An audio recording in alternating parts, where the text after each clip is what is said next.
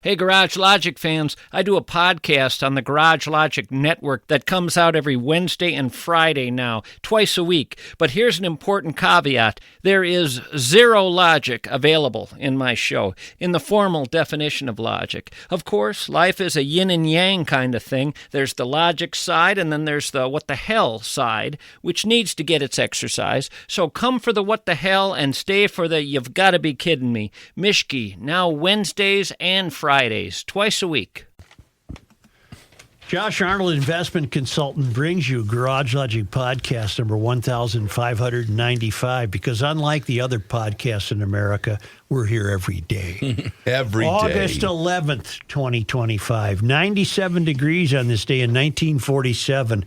And as I look back over the last few weeks, 1947 was a really hot summer.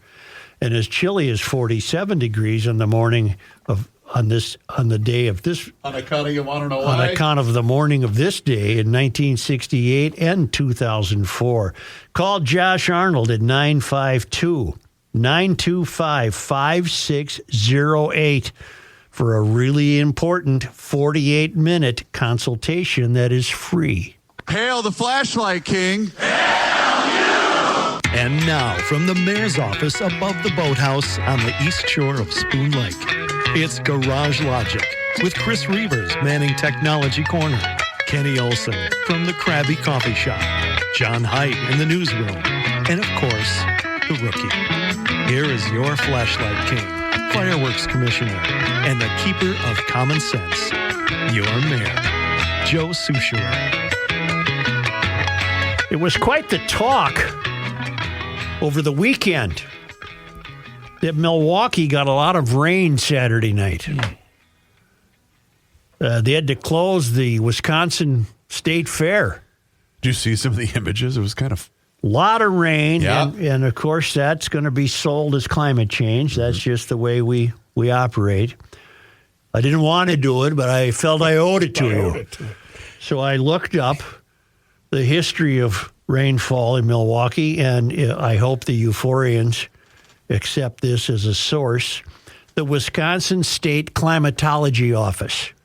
All right? Sounds fun. And I just thought, what the hell? Let's find out.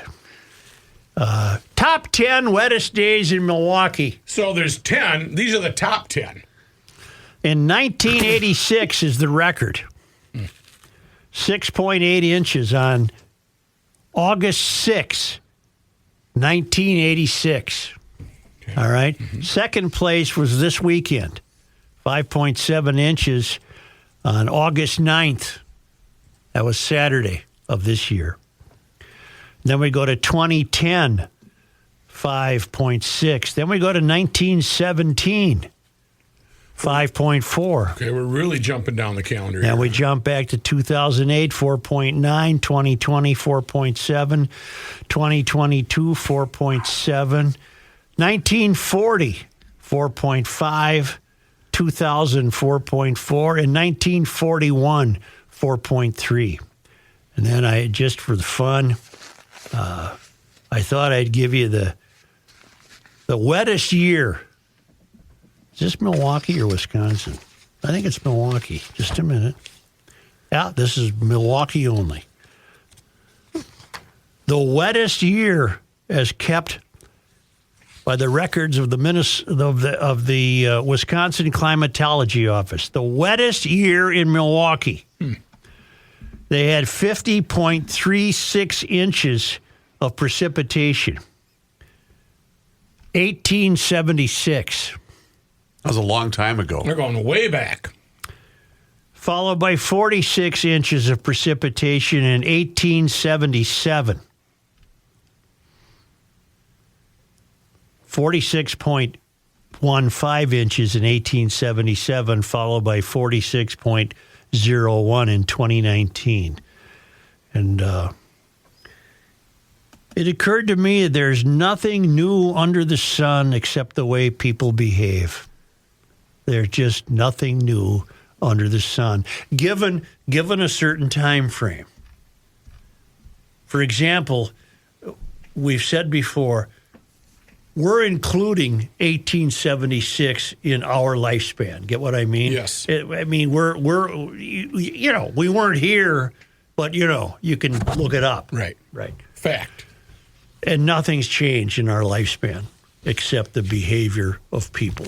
So I know that was a torrential rain, and it closed the state fair, and I'm sure it caused much inconvenience and damage for people, but it all happened before. You ever been? To the Wisconsin State Fair? No, I haven't. I have. It was Why fun. in the hell would you go to the Wisconsin State Fair? William and I went to a Brewers game when he was about 5, and we were coming back home, and I thought, hey, let's stop at the fair. Daddy needs a beer. Why would you allow that to make you mad, Joe? I don't know. It just bothers me. I recognize the fact that Chris is a dumbbell, and I don't understand why he would do that either. But it doesn't make me mad. No, you know what? It's no. You're attributing anger to me. It's not anger so much as I just can't believe it. It's more WTF. Yeah, exactly. Yeah. It's WTF. Reavers. Speaking of WTF, do you want to talk climate? Are we visiting Canada? We're going to head to Canada, ladies and gentlemen. I don't know if you guys know this or not, but we have some issues with fires in Canada. Fires, Joe, in Canada. She's burning. We do. It's unfortunate. And there's now a new rule. I believe this was imposed yesterday. I'll just allow this to play out. Effective 4 p.m. today, we're telling Nova Scotians, stay out of the woods. We are restricting travel and activities that really aren't necessary for most of us. So hiking, camping, fishing, and the use of vehicles in the woods are not permitted. Trail systems through woods are off limits. Camping is allowed, but only in official campgrounds. The fine for violating any of these bans is the same as the fine for the ban on burning, $25,000. So a $25,000 fine if you violate this order. It seems reasonable to tell the people with their Subarus, let's not go in the campgrounds this weekend. There's a lot of fire problems. Let's everybody stay home. I know you're introducing this because of some cynical nature you love to express from time to time, but what's the problem here? So does this strike up any memory of any kind for you? Does this seem eerily similar to maybe something that happened around, March of 2020? This is the new COVID lockdown. This is a climate lockdown is what this is. No. Show us your papers and then you can go camping. I can't get there. No, that's a swing and a miss. $25,000 fine. Climate lockdown coming to you soon. Mark it down. That I probably don't deny that's in our future inevitably, but if somehow we can trust human nature, which I know is a real stretch, I would find the advisement to not go in the woods during a time of intense fire pretty wise counsel. Right, but this is the entire area, not just where the fires are happening. Nova Scotia. Correct. This is everywhere. This is a test run, I'm telling you. It's a test run. We don't understand or live under the same mentality that those that live in these fire hazard areas live under. We don't quite grasp the seriousness of the situation. True. Like Californians, Oregonians, Washington. Okay, I was prepared to. You're forcing me into some really, really deep analytical thinking. That's what I do here. Right. I can see in the future of places like Canada and the U.S., governments grasping at more opportunities to flex their authority. Mm-hmm. And I think that's driven by the feminization of culture. We've been through this with our local school closings as they might be being driven by the feminization of American culture. And if we go back to cave time, it was the women who exercised caution while the men were out there throwing rocks at dinosaurs. And the women were hiding in the caves saying, I hope Org gets back safely. And that seems to have made it all the way to modern times, when more and more females are involved in school administration, school principals, and they call the shots, and it might be just feminine nature. I know that irritates the people who think there are about 47 million genders, but it might be feminine nature to be more cautious than it is in male. So that's one reason for this. And the second reason has to be balanced against the wisdom of just don't go in the woods, they're on fire. Right, but don't you think the vast majority of the citizens, as Kenny just mentioned? I think what'll happen is that, and I'll give you this much, 10 years from now it might be don't go in the woods. The conditions are ripe that they could be on fire. So you're agreeing with me? In an odd way, I'm trying to save your dumb ass. Gotcha. In 10 years, I could see. No, I'm kidding. In 10 years, I could see the warning: don't go in the woods because we think they could start on fire. Today, it's don't go in the woods. They're blazing. They're blazing. The fire isn't COVID. Fire is a real thing, and it completely destroys thousands of acres, thousands of people's homes. And I'm not disputing that at all. And Chris, all of these people live with this fear, and oh my God, they won't even light up a book of matches outside. They won't do fireworks. They won't have campfires.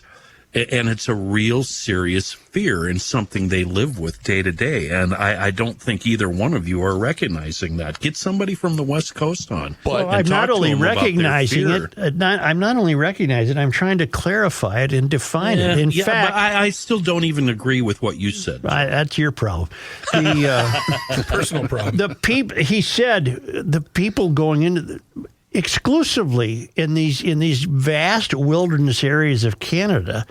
It stands to reason. He's addressing the only people who would bother to go into the woods anyway, who would be campers and hikers. Nobody lives there. But to also, Kenny, play the since when game, this stuff's been happening in Canada forever, right? They've dealt with it forever. And to just compare it to COVID, because of the lockdown nature, the lockdown aspect of it, COVID was we were all scared. We had no idea what was happening. You have to admit our attitude at least around here is when they have a burning ban, we're like, okay, thanks, Eisenhower. And, we have a fire anyway. I'm going to burn that garbage pit no matter what you say. And that just doesn't fly in a lot of areas. Sure. To me, the fires raging now in Los Angeles is a completely different situation. That's a failure to govern. You've got so many people in L.A., so many resources, so much technology, so many entrepreneurs, so many people living in harm's way. They should have figured this out 50 years ago. True. Their reservoir should never be a drop shy of full. What's funny is the places that don't burn are the places that have been logged. And keep in mind, logging is so evil, isn't it? You're cutting down Mother Nature's trees. Well, ironically, when the fire gets to an area that's been logged, the fire goes out because there's there's nothing there. On a side note, completely apropos of nothing, although it may be. I was reading today that Zuckerberg, he's the Facebook guy, right? Mm-hmm. Meta, that's what it's called now. What a word I can't say. In Palo Alto's most exclusive neighborhood, he bought a house. He then proceeded to buy every other house around him to create a compound. And I'm letting that bother me because he's a hypocrite, because he's going to be the first guy to say everyone should live in a little box and have sustainable housing and we have to take care of the earth and BS and BS and BS. He's ruined it for the other people who live there. Right. In the meantime, he's also building whatever he can get away with in Hawaii, even though the oceans are going to rise, of course. And I just don't ever want to be lectured by the likes of him. That was my message. I don't want to be lectured. Is this a subtle shot at my girlfriend, Kathy Cargill? No, she didn't enter my consciousness. Although on another related matter, I told you guys my brother was driving through Colorado and found himself trapped in the middle of a supercar rally. Mm-hmm. Maseratis, Ferraris, and McLarens. And I said to him, did you see any females? Because that Cargill woman who I'm in love with because of her McLarens, and she's trying to buy Park Point in Duluth, or for all I know already has, that's where she lives. She lives in Colorado and is a noted McLaren collector. I bet you $1 she was in that group of cars. But he said they went by so fast that he couldn't tell who was behind the wheel. Cool. Yeah. Interesting. He couldn't tell. That's awesome.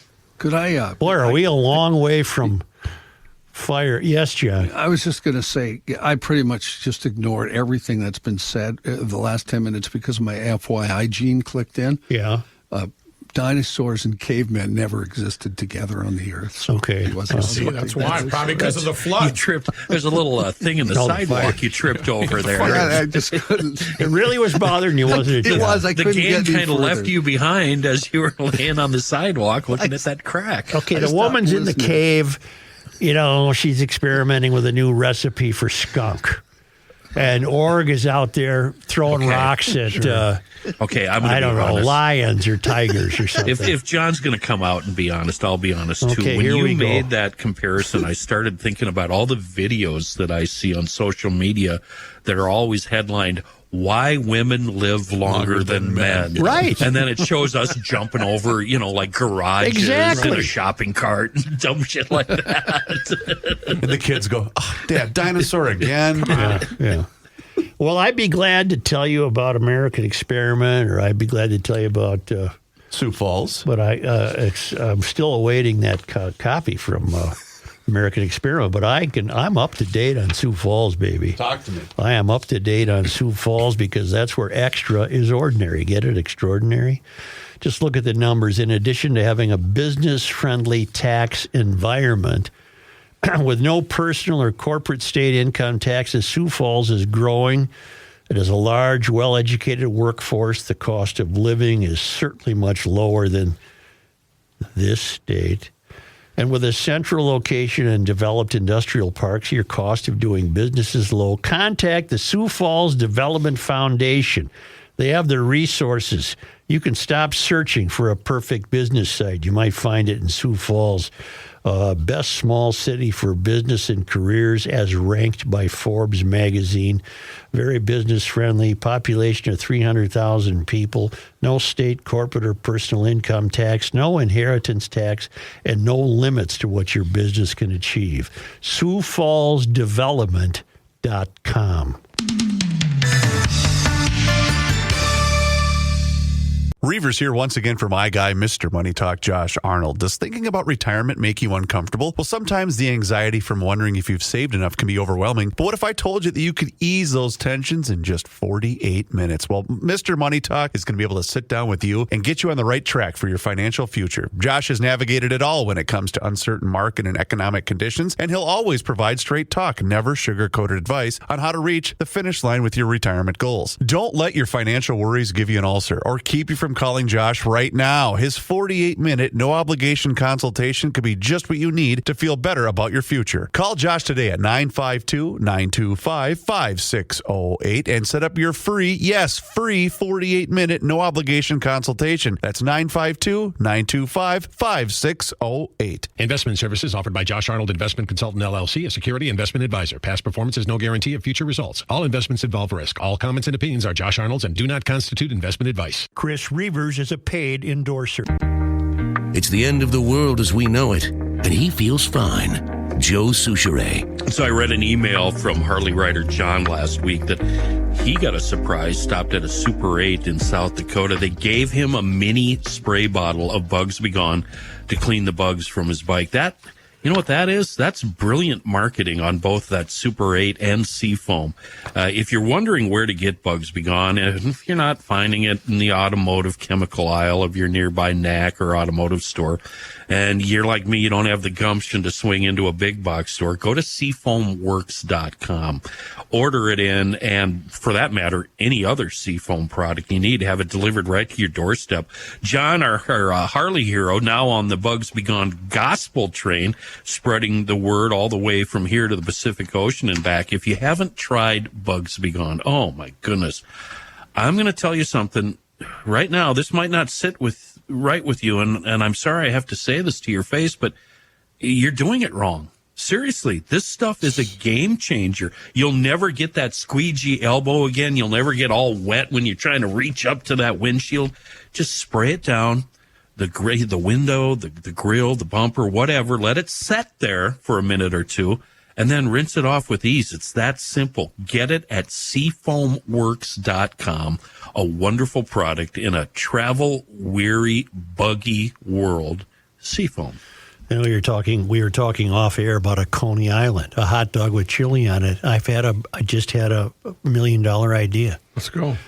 To my knowledge, which is limited, I don't think you can get a Coney Island at the state fair. Doesn't that seem like a natural? Yes. You can't buy a Coney Island at the state fair, to my limited knowledge. You can get a chili dog, which is distinct from a... What's the difference? I'm agreeing. The topping on the Coney isn't just chili. It's a mixture of ground secret beef stuff and secret pack of secret ingredients. stuff. Right. So it's not just like a chili dog, which Jim and Joe's chili dog at the state fair used to be good. Okay, I'm letting that go now, and I want to say, as long as we're musing, I saw something in the newspaper that I would have to say. In fact, I would like you all to pay attention, because there's going to be a quiz. That pains me. And the quiz question, I'll give you the quiz question before we do the story. Oh, that's good. That's like knowing it's like open notebook. What stood out the most to me in this story? Just keep that in mind. We learned through the Star Tribune today that we now know what kind of cars Omar Fateh and Jacob Fry drive. I guess it came up because in a veiled swipe at challenger Omar Fateh, Minneapolis Mayor Jacob Fry on Friday told the world that he drives a Honda Element after a Minnesota Star Tribune columnist, I don't know who that would have been, wrote about Fateh receiving traffic tickets in his 2023 BMW X3. A BMW X3 series is a reasonably small SUV. Presumably, probably bought with food fraud money. I'm just saying. I don't know. I have no idea if that's true or not. Yeah. Oh, it was columnist Rochelle Olson jeered the state senator for being ticketed twice in the past year for violating Minnesota's hands-free cell phone law. But social media circles quickly seized on the fact that Fateh, we know who he is, running for mayor, he's a socialist, drives a pretty snazzy SUV. You know what, Rochelle, to you it would be snazzy probably, but they're a fairly pedestrian SUV. To the purists. There's many of them around. They're not rare. And this is They all look the same, too, to me. Yeah. Among a half dozen candidates, Fateh is considered Fry's top challenger. Star Tribune contributing columnist Andy Brem wrote on X that the bigger question is how can this self-described man of the people afford a car that costs as much or more than his senator's salary of $51,750 for a BMW? Well, again, there could be, and I'm saying alleged, the food fraud connection there with his wife, right? I mean, wasn't there some hijinks? Mm. And then the mayor weighed in, reposting on social media an old video of his 2003 Honda Element. Lately, there's been some interest in the cars candidates drive. Here's mine. And he shows this Honda Element, which looks like a milk truck, little teeny milk truck, right? Fry said he bought the car to drive across the country to run in marathons because he could lay the seats flat and sleep in it rather than pay for hotel rooms. You shouldn't drive it too fast around corners because it may topple, Fry said. Well, he's having a little fun there. Okay. He's having a laugh. The message seemed to be that Fry drives an old car, but he didn't mention that he's driven around by a police officer in an SUV that is available 24/7. Olson reported that when Fateh was stopped last year near Mankato, he told the officer he was holding his phone to punch in his GPS coordinates, but he had the GPS up on the screen. See, you get those with a Beamer. Got it. Yeah. The second time he was stopped, Fateh again told a Golden Valley copper that he was looking at his GPS. The copper didn't buy it, writing on his citation that Fateh had the GPS up on the vehicle's navigation screen. That was the same offense he was cited for previously. He wasn't fooling anybody. Okay, that's it. We now know Fateh drives a BMW X3. And I'm not kidding when I say allegedly I would look at how he purchased that because it could be food fraud money. And it's just alleged. I have no idea. And Fry drives the 2003 Honda Element. What struck me the most about the story? That BMW X3s aren't really that expensive. No. Go ahead. That you don't like the fact that the mayor's sleeping in his car at rest areas. I got it. You're on the right track. I got it. Yeah. How has a guy managed to own a car for 22 years without putting any miles on it, meaning he doesn't really go anywhere or do anything? That's not what I'm most intrigued by, but you're correct. That happens to be correct. That's just not what I've zeroed in on. Kenny has come the closest so far. I would ask why this sudden interest in how they transport themselves. It came up because some columnist in this, Rachel Olson, noted that Fateh's Rochelle. Is it something to do with the humble brag about running in marathons? No.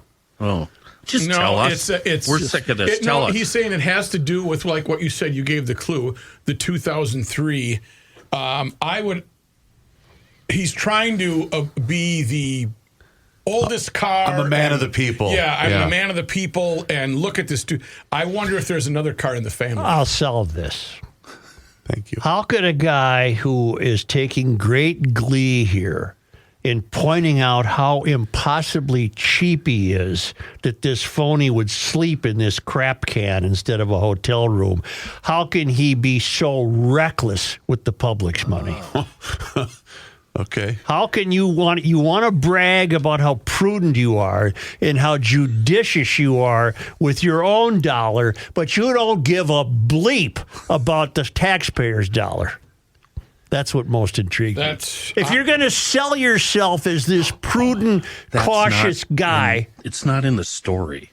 We're looking for something in the story. You set us up. It's in the story. He said he bought. Question. No, there's Kenny. nothing, Joe. There's nothing in the story about the thousands of millions of dollars that he throws away. Of course there isn't, but I'm extrapolating, and you're being obtuse. The guy said he bought the Honda Element because it has a flat seat that he could put down, so he doesn't have to pay for hotel rooms. You are being a pain in the ass, buzzkill mansplainer. And I'm telling you that if you want to sell yourself as this kind of prudent, responsible husband of the dollar, you don't show it in your public life. I would agree with that. I would also caution you greatly on using the word obtuse.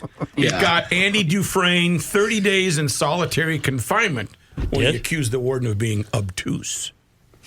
That's it. I'm just saying. I wish you were that cautious with the public's dollar. So speaking of out of touch mayors, I have to share this with you guys because loyal GLer Kevin sent this to me over the weekend. Yeah.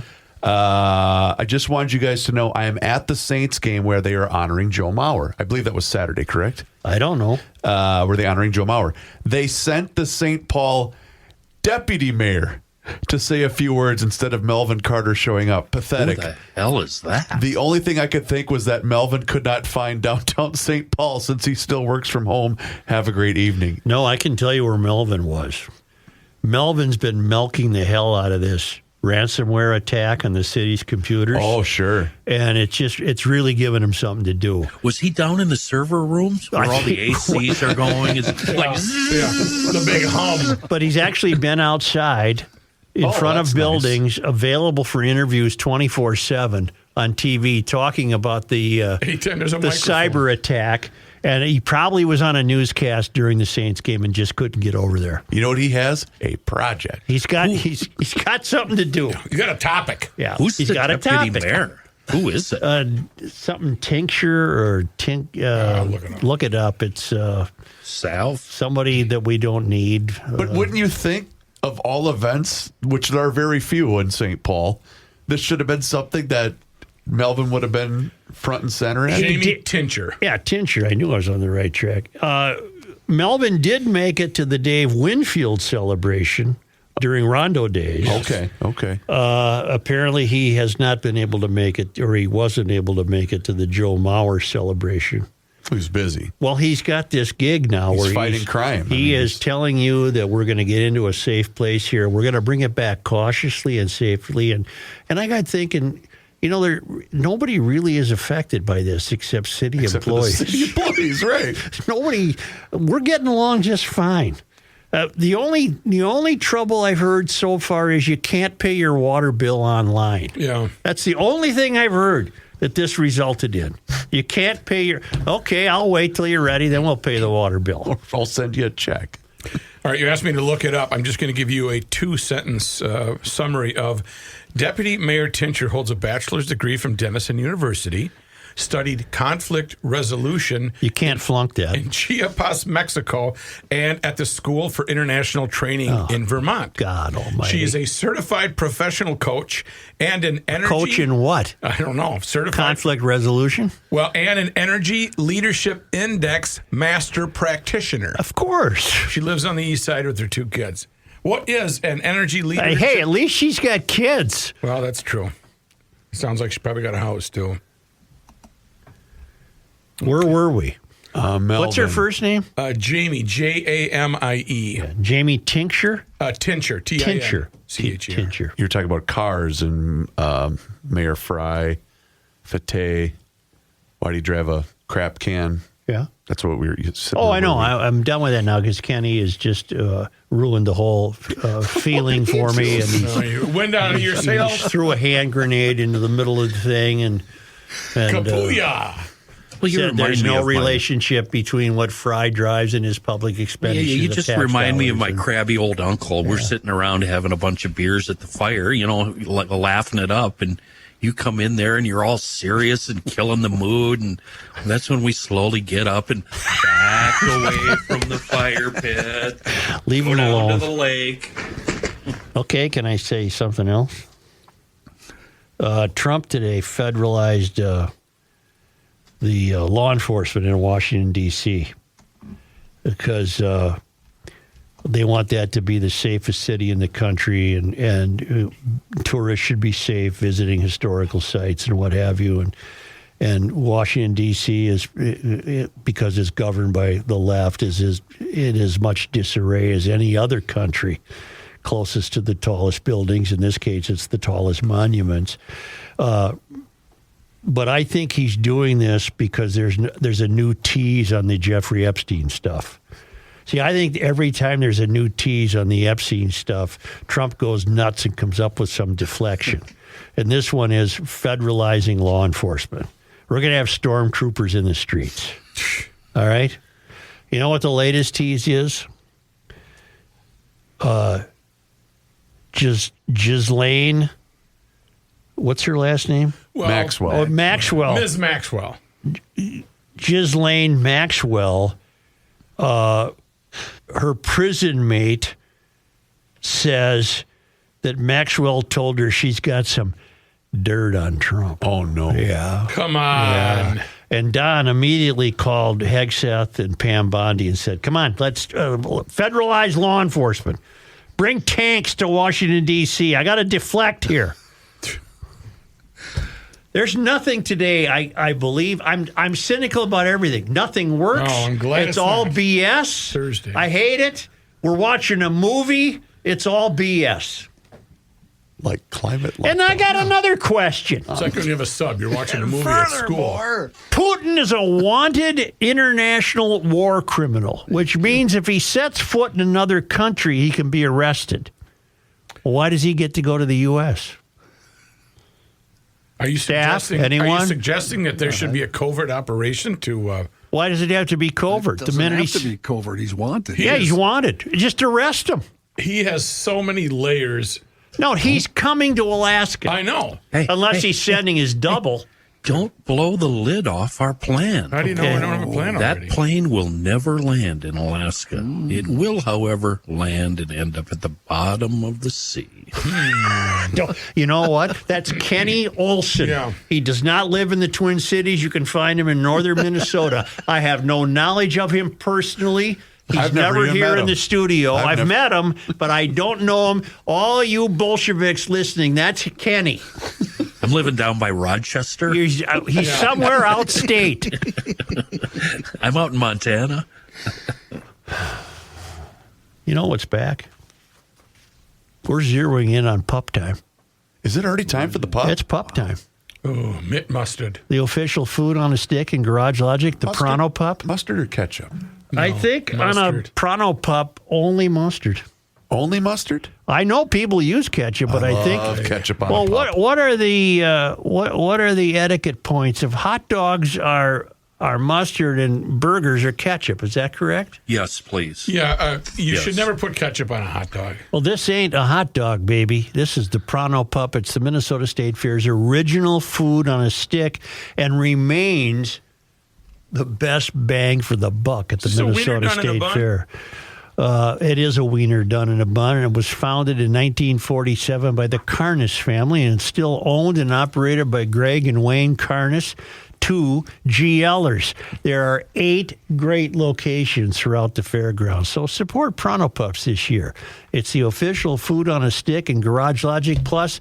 It's one of the things left at the fair you can actually still afford and enjoy. Prano Pup, the official food of Garage Logic.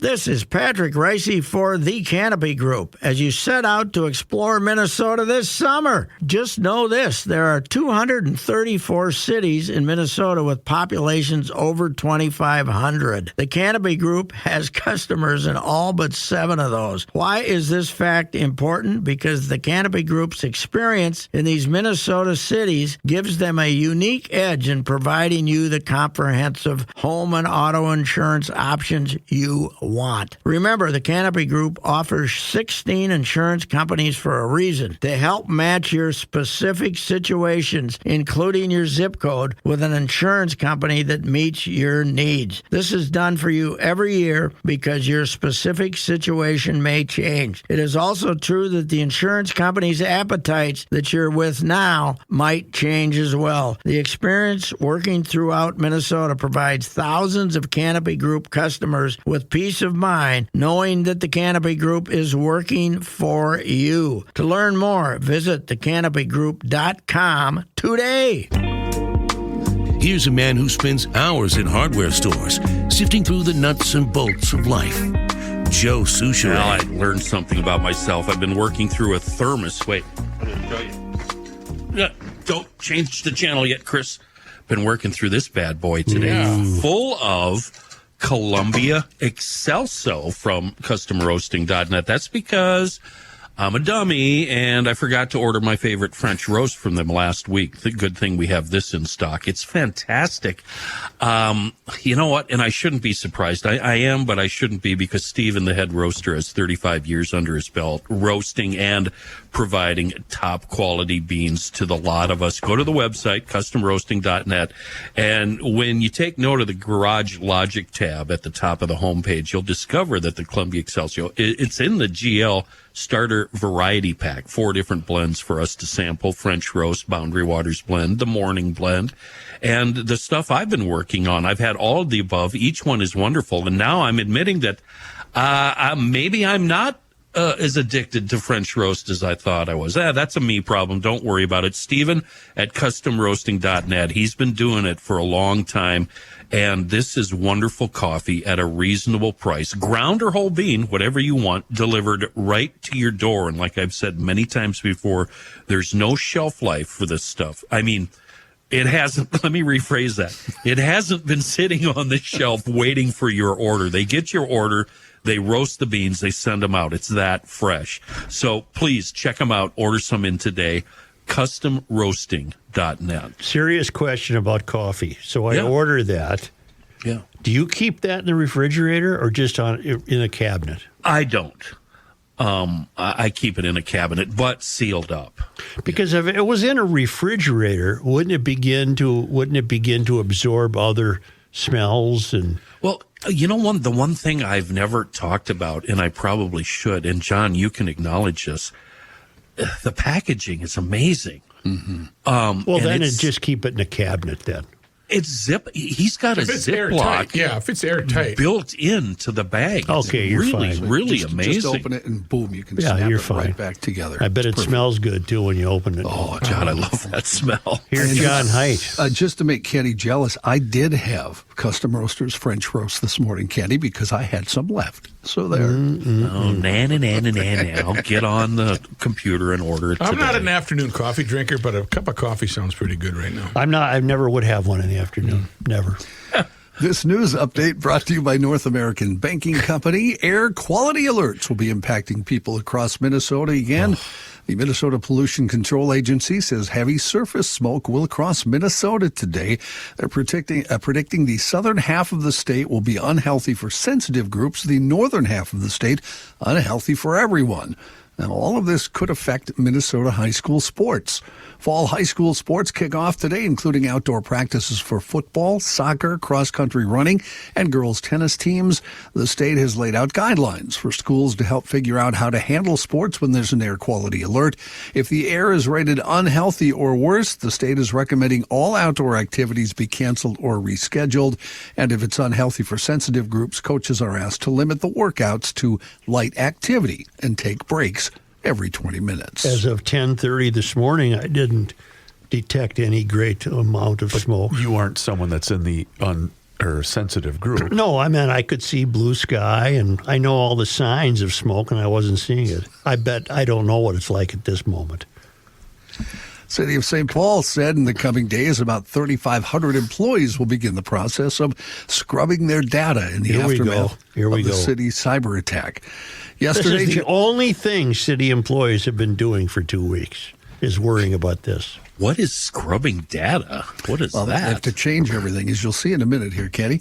Yesterday, Jennifer Lowe, the city of St. Paul's press secretary, confirmed the attack experienced by the city on July 25th was ransomware. Ransomware is a type of malware that restricts access to files and computer operation unless a specified cash amount is paid to the attacker.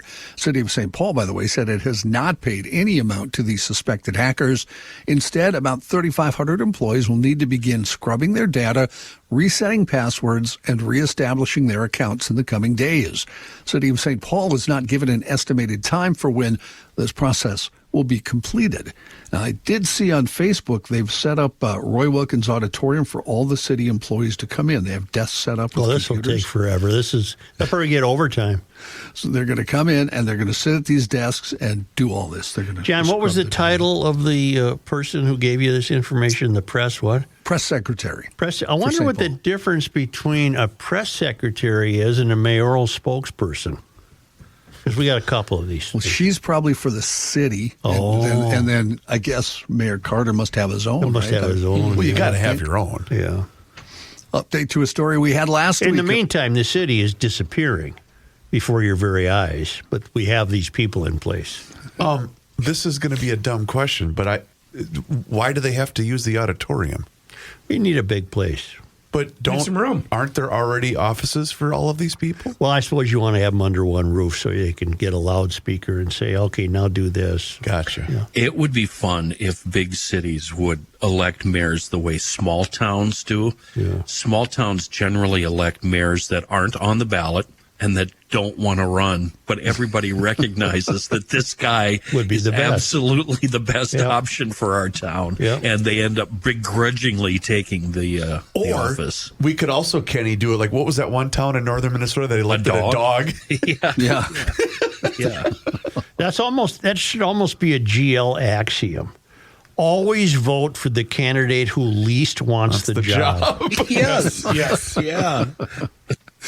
Update to a story we had last week. A man who worked as a bouncer at a St. Paul bar is facing second-degree murder charges in connection to a shooting outside the Midway Saloon. Metro Transit Police responded to the sound of gunfire just after midnight, August 7th, near the Midway on University Avenue in St. Paul. There, officers found a man with a gunshot wound. Paramedics took him to the hospital where he later died.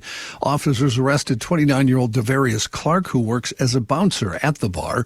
According to the complaint, the bar manager told police Clark had argued with the victim because the victim brought his bike inside the bar. Despite the manager's approval, Clark continued to agonize the victim and saw the two arguing back and forth. Another employee told police Clark got into a verbal altercation with the man inside the bar who was being disrespectful. The employee heard a pop after Clark went outside the bar with the man. Police say Clark had a gun in his waistband. When they got to the scene, Clark did have a valid permit to carry a firearm out of Hennepin County. Prosecutors have charged him now with 2 counts of second-degree murder. 4 correctional officers were hurt Saturday after a prisoner reportedly attacked one of them with a homemade weapon. And according to the Minnesota Department of Corrections, the press release yesterday said it happened around 3:20 Saturday afternoon at the Rush City Correctional Facility while officers were performing routine cell searches. During cell searches, officers encountered an incarcerated person who was suspected of being in possession of homemade alcohol. When officers approached, the prisoner reportedly assaulted one officer with a makeshift weapon, a shank, requiring 3 other officers to subdue and restrain the man, according to a DOC spokesperson. The first officer sustained a puncture wound, was taken to the hospital with non-life-threatening injuries, and was expected to make a full recovery. The 3 other officers also taken to the hospital for evaluation. They were released with some bruises. Is it assumed that the prisoner made the hooch in jail? That is not mentioned in the story. That would seem likely, though. Wonder how you would pull that off. Fruit. If you have my sort of education, and if there's a comma missing from the headline, Yeah. it's hooch shanks. Right. So What that the hell is prisoner a had- hooch shank? Sounds That pretty good. prisoner Sounds like a had good hooch meal. shanks. Selling them at the fair. They're opening up for Oasis, I think. Yeah. You see where Oasis has been warned, by the way? No. Yeah. If they're going to be in this country. Apparently their tour comes to this country. Okay. I'll never understand the attraction, by the way. They're not to speak negatively of Kim Jong Trump. I was not aware of that. Otherwise, their visas will be taken. Yeah. Have you never made your own alcohol, Joe? No, I never have. We made a bottle of wine when I was 15. Never did, John. Sorry. Wasn't very good. As recently as this year, made some homemade limoncello. Yeah, So that I would like. Fabulous. Homemade. I've made always- homemade Kahlua also, which is quite good. I've always wanted to have a top secret still in the woods. But for Like me, MASH? for me, it's more about finding a secret spot and setting it up and getting it running. And then I would just like to go on to my next job. That's what I want my job to be, is setting up secret stills in the woods. Because I don't care about the brewing and the booze and all of that and all of that. That's nonsense. like selling snowblowers in Miami. The time it's not right for that. It's we've long. passed the still era. Joe, I was buying books on how to make a still when I was a teenager. Yeah. Wow. I just see the Tin Man and the Wizard of Oz. Every time I hear of a still, I just see the little tin pot thing. There's a book called the Foxfire book that teaches you how to do stuff that Joe would make fun of: log cabins, emergency I wouldn't make fun of a log in cabin. the woods. I would like to have a log cabin. Stills, growing ginseng or ginseng or whatever the hell that plant is. You secretly want to be the Ingalls family, don't you? I do. Yeah. I do. Did you enjoy the Swiss Family Robinson as a kid? You know what? I was at a family reunion over the weekend, and one of my relatives and I spent a lot of time, John, this won't surprise you at all, talking about what we're going to do after everything falls apart, how we're going to survive, how we're going to fight you people off. And it was great conversation. I love that stuff. Why don't we take a break on that? I'm a prepper, baby. Well, I want to be a prepper. You want to be a prepper? Yeah. Christopher Reavers. I was just thinking, Joe, as I slow down and tell you about North American Banking Company, save up all that money so you can create your hooch farm like Kenny Olson's going to do. Yeah. If you want to start your own hooch business, North American Banking Company is here for you. They're great for you small business owners. I got to tell you, I've got a lot of emails from people that have thanked me for recommending North American Banking Company. And that's because they have one simple philosophy. They're here to help, and it's banking done differently. I've taken my banking business to North American Banking Company, and I'm very happy with the customer service, and I know that you will be too. But your first step should be checking them out online today at nabankco.com to learn more. It doesn't matter. Maybe you're looking to buy a home, maybe finance a new home renovation project, or perhaps get that new car that you've been thinking about. My friends at North American Banking Company are going to be able to help you out. They offer the same online and mobile banking options as the other big national banks, but the key difference is you're going to get the unparalleled service of a community bank. So once again, check them out online today. It's nabankco.com to learn more. It's banking done differently. North American Banking Company, member FDIC, is an equal housing lender.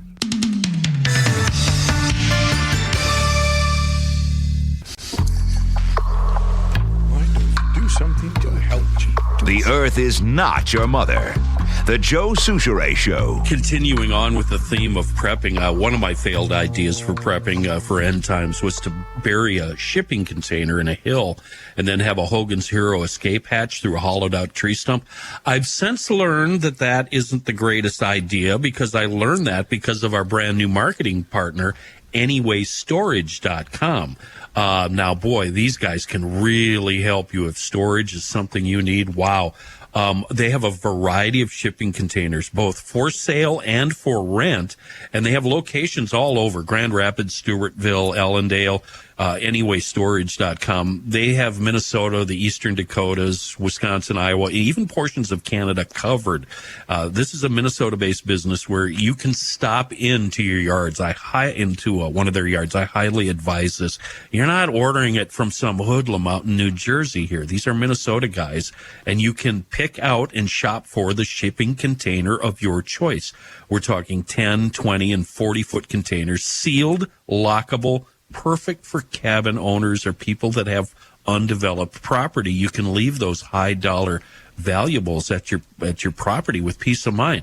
You're not going to have any mice problems or rodent problems or prying eyes seeing it.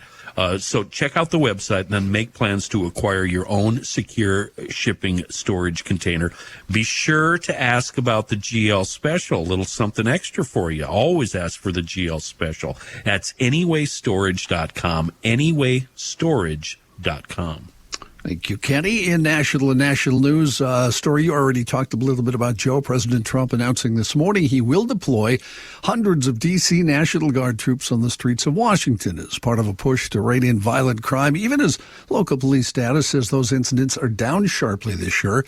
The president also moving to federalize the Metropolitan Police Department, placing the municipal agency directly under the control of people who report to the president.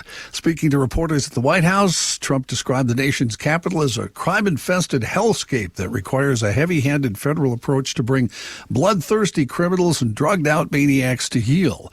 That move comes even as the data reveals local efforts to crack down on crime are paying off. According to D.C. police figures, violent crime down about 26% year-to-date compared to the same time period in 2024, with particularly steep declines reported in sexual abuse, robbery, and assault with a dangerous weapon. The stats reveal there have been about 1,600 violent incidents so far this year, compared with 2,140 reported by the same date in 2024. And according to the people who live there, 2024 was not a particularly bad year. The office there reporting a 30-year low in crime in 2024. So that seems to weigh into my theory that it's deflection because there's new teasers about Einstein or Epstein or whatever the hell his name Einstein. is. Yeah.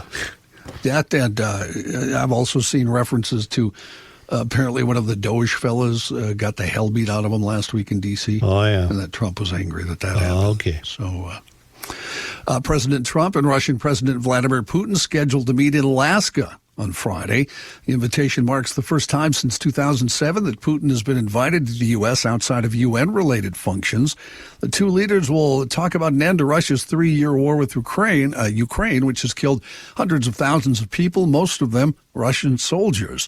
Russia controls about 1/5 of Ukrainian territory, over half of which was captured in the first weeks of the war. There is the proverbial fly in the ointment, though. Putin widely expected to require territorial concessions in exchange for a ceasefire, but the meeting does not currently include Ukrainian President Volodymyr Zelensky, who Trump this morning said he never invited. Zelensky said over the weekend Ukraine will not concede any territory as part of any agreement. Meanwhile, European nations have rallied behind Ukraine, saying peace in the war-torn nation can't be resolved without Ukraine and Zelensky's involvement. Can we go back to the federal police in Washington, D.C. story? Mm-hmm. This is not from some right-wing Twitter account that I found. This is from the NBC affiliate in Washington. Mm-hmm. A D.C. police commander is under investigation for allegedly making changes to crime statistics in his district. The Metropolitan Police Department confirmed Michael Pullman was placed on paid administrative leave back in mid-May. That happened just a week after Pullman filed an equal employment opportunity complaint against an assistant chief, and the police union accused the department of deliberately falsifying crime data, according to 3 separate law enforcement sources familiar with the complaint. The union claims that police supervisors in the department manipulate crime data to make it appear that violent crime has fallen considerably compared to last year. Pulliam, the former commander of the 3rd District that patrols Adams, Morgan, and Columbia Heights, was placed on leave with pay and told that he was under investigation for questionable changes to crime data. Okay. Well, the contention being that he's lying about crime stats. Muriel, the mayor, is lying. She's the one saying we don't have any crime problems. Right. But what NBC is suggesting is that the head copper has been altering the figures. Correct. And again, I'll just say this, not to be the negative one, but what if this is an act of, what if it works? What if it's going to help solve the crime issues in Then DC? you'll have a federalized law enforcement here. And Chicago. And L.A. and San So you're Francisco. still against it. You're still against it. Yeah.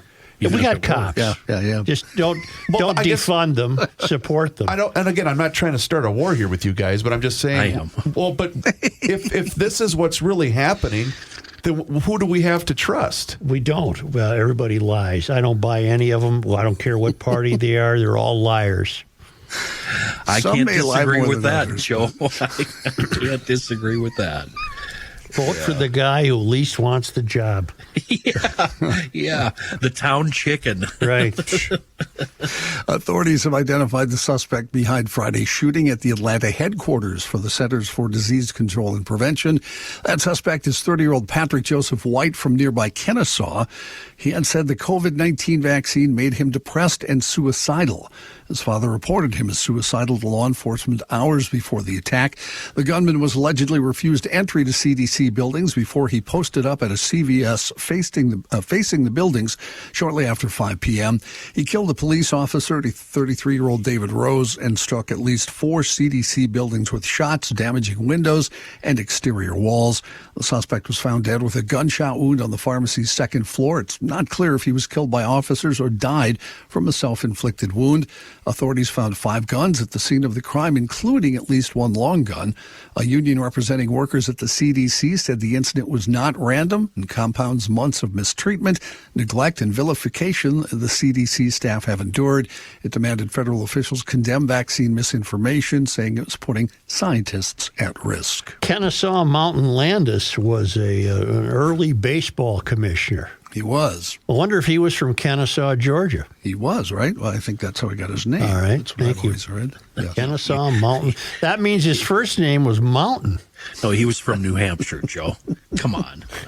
Well, look him up, Kennesaw Mountain Landis. Look him up. Really? Is I got that it. important? Yeah, pay attention and look it up. Hang on. He Yes, wasn't a is. very good commissioner either, incidentally. Yes, he was. No, he wasn't. A federal judge in New York. I think Matt has felt that. He was born Get off your... I have I'm it casual today. Look at Rook. today. He was born in Millville, Ohio. Ohio, Oh, well, then he wasn't from. How did he get the name Kennesaw Mountain Landis? New Hampshire.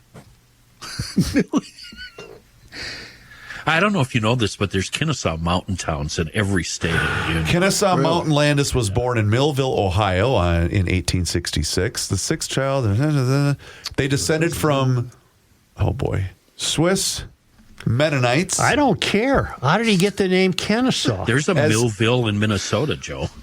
Kenny, as he's referred to, sometimes known, it doesn't tell me here why he got the name Kennesaw. You know what I'll bet you could do? You could say, how did Kennesaw Landis get his nickname? Mm-hmm. I'm on his Wikipedia page. Are we in a break right now? Or No, is we're this the not. I still got more. No, this is Leave the me good alone. stuff that we're giving the public. His nickname came from his father's experience in the Civil War. His father, Abraham Landis, was a Union Army surgeon who lost a leg at the Battle of Kennesaw Mountain in Georgia.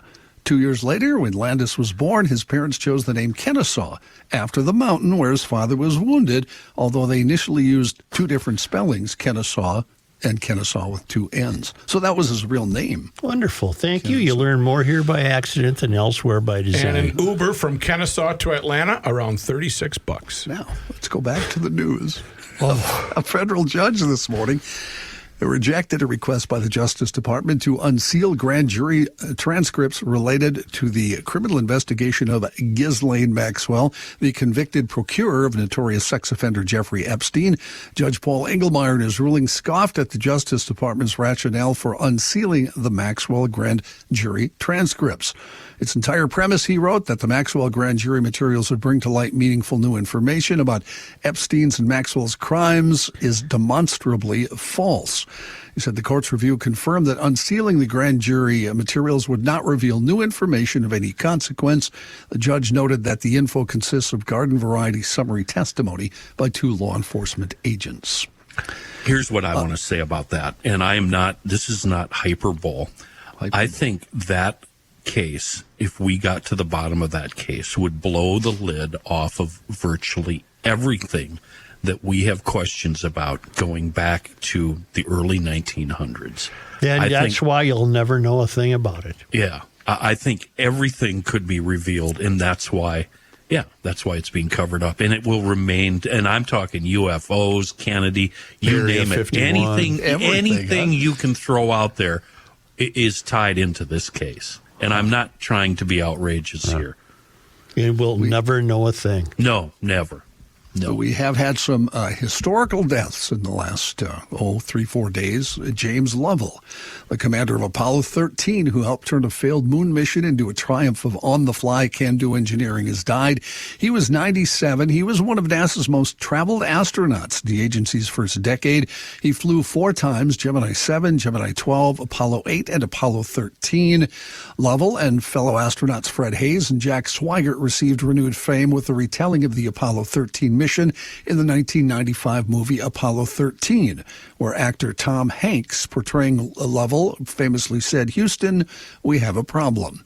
In 1968, the Apollo 8 crew of Lovell, Frank Borman, and William Anders was the first to leave Earth's orbit and the first to fly to and circle the moon. They couldn't land, but they put the U.S. ahead of the Soviets in the space race. The big rescue mission was still to come, though. That was 1970, Apollo 13. Lovell was supposed to be the 5th man to walk on the moon, but Apollo 13's service module carrying Lovell and 2 others experienced a sudden oxygen tank explosion on the way to the moon. The astronauts barely survived, spending 4 cold and clammy days in the cramped lunar module as a lifeboat. Lovell said, "The thing I want most people to remember is that in some sense it was very much a success. Not that we accomplished anything, but a success in that we demonstrated the capability of NASA personnel." Lovell was never seen without his wheelbarrow. Yeah, that's right. Exactly. Mm-hmm. Back to Kennesaw for a brief moment. Mm-hmm. If your old man names you after a place where you got shot and wounded in the war, I think it's kind of cool. That would be like me getting to a bar fight and naming my oldest son O'Gara's Francis Reavers. Yeah, but Kennesaw's pretty cool. It is a cool name. I was just like, that's funny. Odd... I was thinking along those same lines, what our names would be according to where our dads were injured.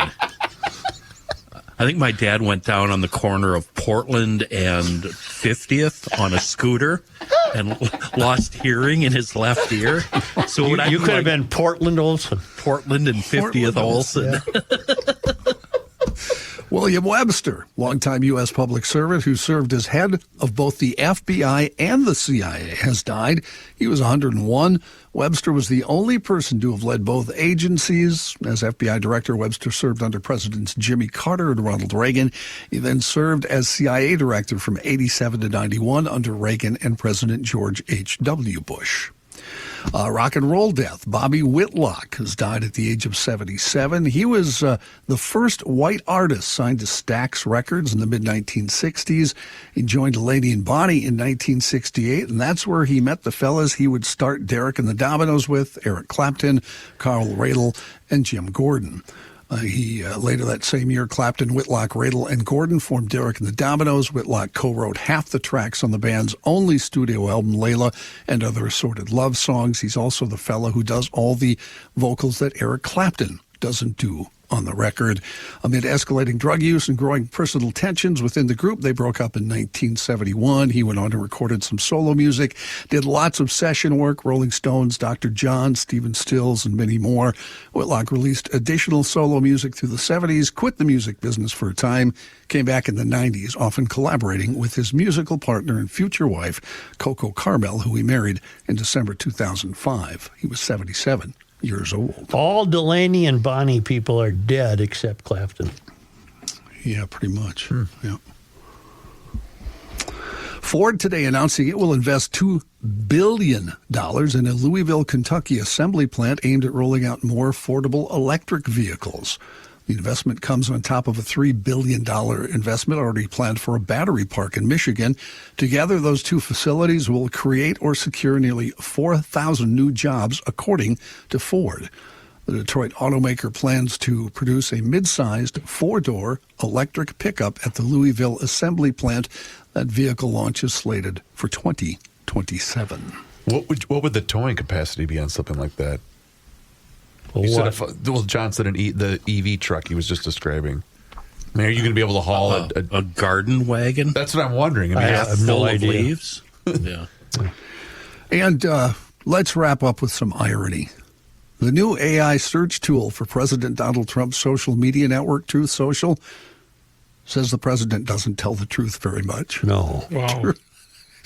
Truth Search AI contradicts the president by saying tariffs are a tax on Americans. The 2020 election wasn't stolen. His family's cryptocurrency investments pose a potential conflict of interest.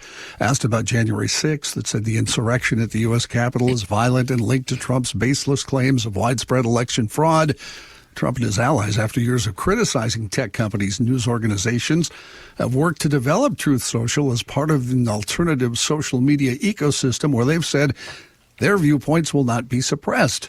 But as companies expand their use of chatbots and answer engines, the rollout of Truth Search AI highlights one challenge for that approach. Artificial intelligence tools don't always give the answers their owners might want. Thanks, John. Yeah. We'll be back to The View right after this. Oh, that wasn't very nice, was it? We're taking a break. I think we are. I know. Right after I tell you about We Are Nuts and wearenutsmn.com. Hey, we're going to have some exciting news about We Are Nuts in the coming days. State fair related, by the way, because our friends at We Are Nuts have a booth out at the Great Minnesota Get Together. I would imagine they would. Well, we had the dill pickle nuts, remember, at back to the 50s? Those were pretty good.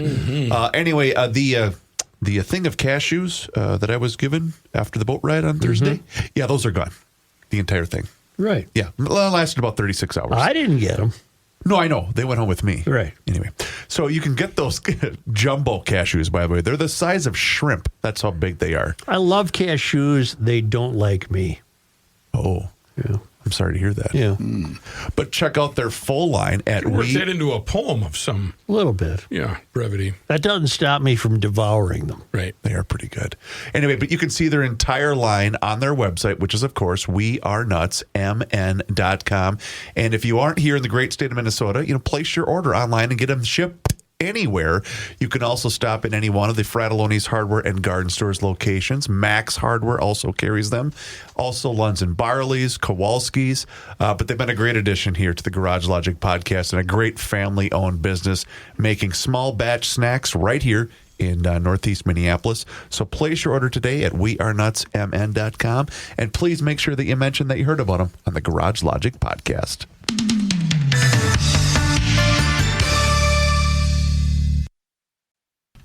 I got something. This guy wears many hats, just not indoors. Joe Souchere. I hope you got to EcoFun over the weekend, either in Forest Lake / Columbus or down in Burnsville on the Service Road of Life near County Road 42. Until I'm told otherwise, it's still the best time of the summer, and yes, there's summer left, to pick up a new Yamaha jet ski or wave runner, and you get a free Triton aluminum trailer. That's right. There's no catch, no extra cost, just a top-tier trailer to haul your new ride wherever the water calls. And if you need financing, EcoFund's got you covered with excellent financing options available on all units currently in stock. And don't forget, this is also the electric bike capital of the world. Wonderful motorcycles, scooters, youth recreational equipment, 4x4, side-by-sides. It's the most fun store you'll ever enter. It's in Forest Lake / Columbus, right on 97, immediately west of 35. Go through a few of those tornado-causing roundabouts, and you're right there. And down in Burnsville on the Service Road of Life near County Road 42. A really, really great website, EcoFunMotorsports.com. Didn't have tornadoes here until we started putting into traffic circles. Because on the counter, you want to know why? When people go round and round in circles, it causes disturbance in the atmosphere. That's right. And causes tornadoes. That's right. Another indication that time has changed. I don't know if you know this or not, but the country's changed a bit. There's a story in the paper today about how excited and proud Eden Prairie is that it finally has a name for its new gummy thing, the dope thing. THC gummies? Yeah. Gummies? Dope thing. We used to think maybe it wasn't wise counsel to... Wait. Don't give it away. I think this should be a guessing game. I know what my... Poll question. If I was going to get into this and submit something, it would be... what is the airport? Well, they already they chose the name. Just wait. It would be Flying Cloud Gummy. Well, you're very creative. Yeah. Go Kenny. Well, that's not what they chose. Oh. Yeah. Did they have their favorite stripper in the city?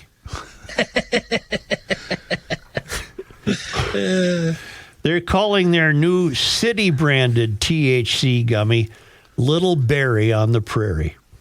Oh, Berry. Little. Don't even. Oh. So let me get this straight. Check it out. A town like Eden Prairie, not that long ago, would have frowned on the use of THC. You would think they would have thought maybe that's unwise. And we've reached the point now where the city has its own brand of THC, Little Berry on the Prairie. Got it. Flying Cloud is a much better name, but they went with Little Berry on the Prairie. Got it. They sell in packs of 10 for $20. It's crafted for sleep. So this is tantamount to elected people acquiescing to the idea that their constituents need drugs to fall asleep. Does anybody know if Eden Prairie is a municipal liquor store? It is municipal. Well, this is just brilliant marketing. And it's going to be sold in the liquor stores. Yeah. It's just, this is marketing. That's all it is. But well, then let's go along those lines, Kenny. How far do you want to take it with the marketing? Should they have their favorite? Should they name their favorite whiskey? I think their favorite whiskey, their favorite hooker, their favorite stripper, their favorite. Is there a place where you can get into like an overnight poker game? Let's do it all. Everything. What about your favorite blend of meth? Is there such a thing? Their favorite embezzlement, their favorite, whatever you want. Let's just. Yeah. These are Eden Prairie problems. This ain't the same world it used to be, is it? No. They don't make it like they used to. Ruck, I don't know a Little Berry. No, this is Berry. Oh, thanks, Joe. Thanks. Yeah. We were unsure about that. Well, I got news for you, Kenny. I've got two people right near me here who probably would have been confused by that. This is a Little Berry gummy. I don't know any berry. Can you imagine a gummy that looked like that? I was about to give you grief for mansplaining, Joe, but you're right. You better cut that thing in half. Just eat the tip of it. You're not going to want the whole thing. Just the tip. Okay, looks like this show's over. Oh, yikes. Berry. That's what it is. Yeah. Little Berry. You know what I'm saying? Oh, God. Merry Christmas. Little Berry, yeah. We have only because, right here it says You got it? only because they come to us all the way. Just think of that. It's a far way. All the way from Marloth Park in South Africa, Mpumalanga province. That's where the traveling Lymans are, because they're no dummies. You know what they did? They sold all their junk, cashed out all their stuff, and said, the hell with this country. I'm going. The hell with Minnesota. We're going to go study animals. That's right. And that's what they do. And it was on this day. Joe, today is already August 11th. Well, it was on this day in 1900. All 13 of the cars in the Minneapolis race from Hennepin County Courthouse to Wayzata to demonstrate to county commissioners. All 13 of the cars in Minneapolis raced from the Hennepin County Courthouse to Wayzata to demonstrate the county commissioners' need for better roads. How many made it? Harry Wilcox arrived in Wayzata first. That's fun. Are you having a stroke?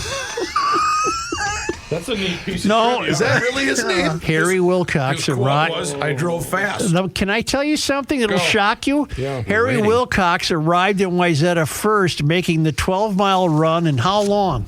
I'm going to guess 6 hours. 12. I'm going to say 3 hours. 9 hours. Probably shorter than today, 42 minutes. Oh, not What? bad at all. In 1900. What was the car? Of course, Doesn't say. this day in history isn't what it used to It be. was just one of the 13. Unlike today, back then they didn't have road construction to deal with.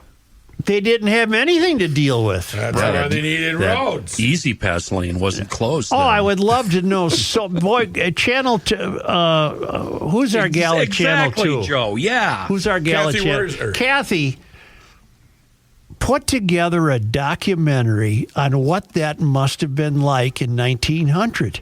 What was their route? What did it look like? That had to be wonderful. Was Joe in the passenger seat saying, "Don't turn here, Yeah, keep turn your- going"? Your blinkers on. Isn't that amazing? There were 13 cars in Minneapolis in 1900. Did Wayzata Boulevard turn into Highway 100? No, not 100. I'm sorry. 12? 394, 12, yeah. And then 394. That's what I meant. I don't know, but Well, I'm when gonna you find took out off now. from the courthouse in Hennepin County for Wayzata, there must have been a trail. Right. Yeah. Otherwise, they wouldn't have known where to go. On this day, Well, you would have had good roads in the city proper and maybe the first ring, but then it would have been just dirt. on this day, August 11th.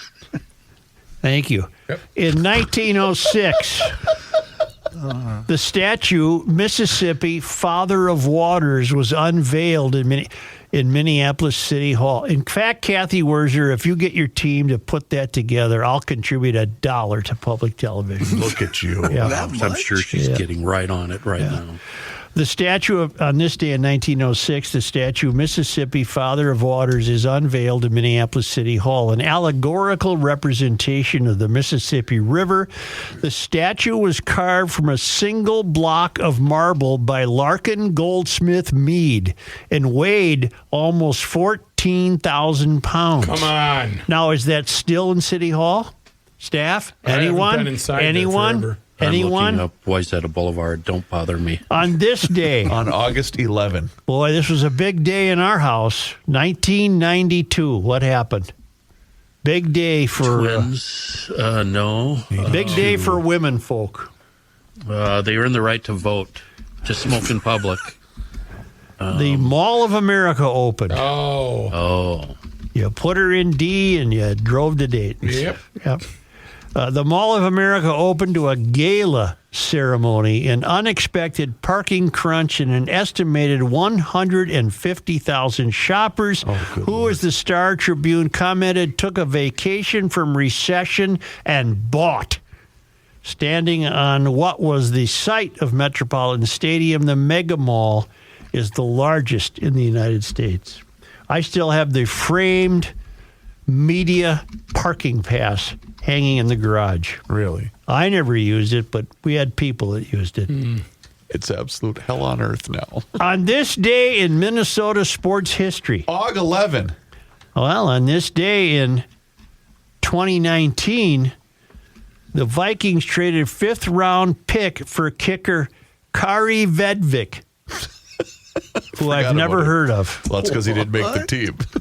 They traded a fifth-round pick for kicker Kari, K-A-A-R-E, Vedvik. Right. He He's must have now been a commie or something. Or a He is Swede now or- a cheerleader for the Vikings. Yeah. Yeah. So that's it, folks. Thank you. We forgot one thing, though, ladies and gentlemen. Jailer of the week.